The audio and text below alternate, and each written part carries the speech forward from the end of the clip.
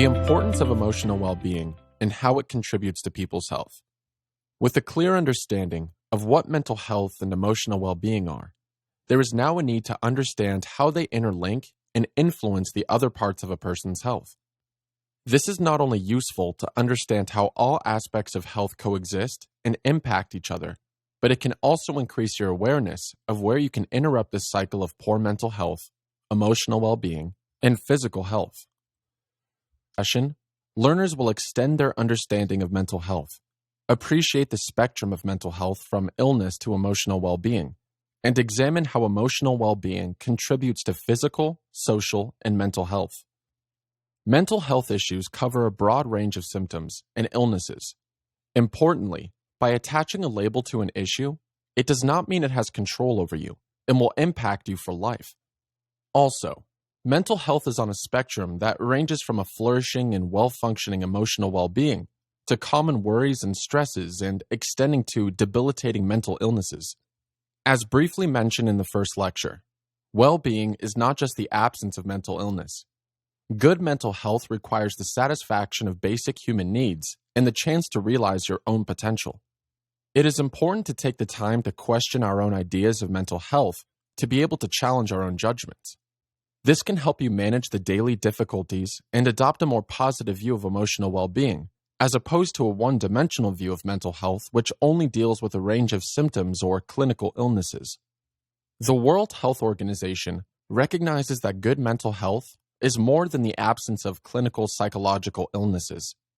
The current definition outlines that optimal mental health is a state of well-being in which every individual realizes their potential, can cope with the normal stresses of life, can work productively and fruitfully, and can contribute to their community. A word that has been used commonly in this area is flourishing. When people see a purpose, have a sense of belonging, and feel they have a coherent life, it provides a sense of well-being. In this way, our experiences and reactions to those experiences can make us happy or distressed, placing us at different positions on the scaling ladder of poor mental health and good emotional well-being. The position on the mental health spectrum can vary at different points during a day, outlining that emotional well-being is dynamic. You do not have or not have mental health, as it is more complex than that. Differences in individuals mean we experience life quite differently from one another, and the factors which impact where we find ourselves on the spectrum from day to day will vary. Stress relates to situations or events that put pressure on us. Stress is a response to being placed in situations causing feelings of worry, lack of control, and distress. Responding to situations is a very personal thing, but what is agreed upon is that being exposed to stress regularly can lead to the development of mental health illnesses like depression and anxiety. The presence of pressure and stress is important for humans to take action, feel energized, and achieve results. However, when stress becomes overwhelming, it becomes an issue. Mental health illnesses are common with depression and anxiety widespread, and rare problems like bipolar disorder and schizophrenia still prevalent. Recognizing the features of these disorders is important to increase your self-awareness and ability to empathize with others. Anxiety is what we feel when we are tense and worried, particularly in situations where we forecast outcomes. For example, thinking about an upcoming trip or the prospect of doing a public speech. Anxiety is a natural response to feeling under threat and can manifest itself through our thoughts, feelings, and physical sensations. When this feeling impacts your ability to function in daily life, it becomes a mental health problem. This may include, but is not limited to, when your anxiety is very strong and lasts a long time, your worries are out of proportion for the situation, your worries are very distressing and hard to control, and you regularly experience panic attacks. Depression, on the other hand, is a low mood that affects your daily life. Like other forms of mental health, depression can be transient and be at different levels of severity. When severe depression can lead to thoughts of suicide and hopelessness. When bouts of depression are long and interfere with your life, it is a sign of clinical depression. Losing interest in life and past interests, social interaction, and a purpose are typical ways depression can impact people living normally. As discussed in the introduction, emotional well-being is more than reducing and preventing anxiety, depression, and other illnesses. This requires a shift in thinking away from viewing mental health in a negative way alone, as it is too simplistic. For example, a diagnosis of schizophrenia should not make you destined to poor functioning forever. Additionally, in situations when you look to reduce mental health symptoms, it does not guarantee good emotional well-being. Good emotional well-being relates to the positive elements of mental health and involves more than just clinical symptoms. When emotional well-being is high, people flourish by being engaged with life, able to cope with setbacks, having a sense of belonging, and able to realize their goals. Defining health in a way that captures more than just disease is important. This becomes obvious when we examine how mental health, emotional well-being, physical health, and social well-being work in real life. Traditionally, in medicine, the assumption is that exposure to something causes a symptom due to changes to an underlying root cause. For example, under this assumption, a lack of sleep may make you tired, in distress, unable to concentrate, and upset. However, how can you be sure that the lack of sleep impacts your mental health and not that your emotional well-being is the cause of the poor sleep? In other words, is your stress, depression, and other emotions stopping you from sleeping? The reality is, these two areas are closely linked and exist in what is known as a bidirectional relationship. This means that they can cause a change in each other.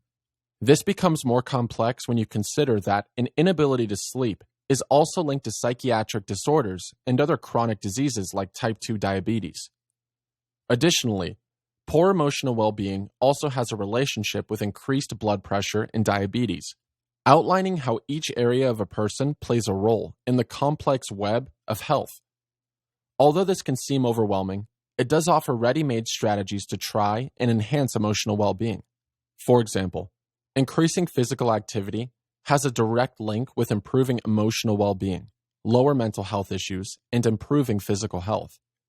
Also, as you adopt these tools to improve emotional well-being, it has a multiplying impact, as those who are active also have lower isolation and are more engaged with society, further improving their overall health.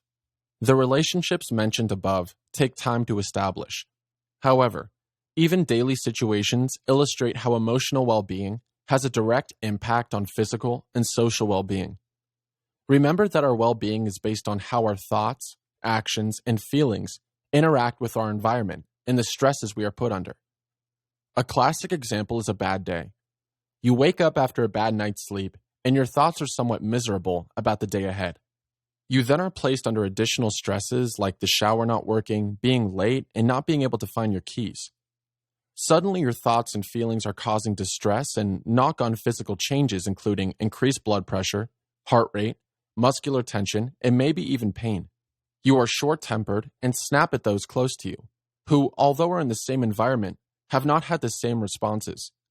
Suddenly, your emotional well-being has not only decreased, but it also has impacted your physical health and social health. Remember that emotional well-being is not just about being happy. It is about being engaged in life, achieving your goals, and flourishing. In another example, taking a walk or run outside makes you feel calm, gives you a sense of achievement, gives you a sense of self-esteem and purpose. Regardless of the physical health benefits the exercise gives you, of which there are many, the changes to your emotional well-being also influence your physical health. This provides an additional physical benefit as the changes to emotional well-being impact the stress response, our immune system, and the brain's chemical and hormonal control. In the example of the run, we also see a knock-on impact on the person's social well-being. The improvements to emotional well-being mean this person will be more open to conversations, more confident in those interactions, and will seek out opportunities to obtain those feelings again, so they may invite friends along to exercise or join an exercise group. Moreover, the expression of our emotions attracts and influences other people's emotions, meaning your sense of fulfillment directly impacts the social ties around you. Once again, this then provides a continuation of the benefits across mental, physical, and social well-being. A human being innately needs to feel growth and a purpose in life.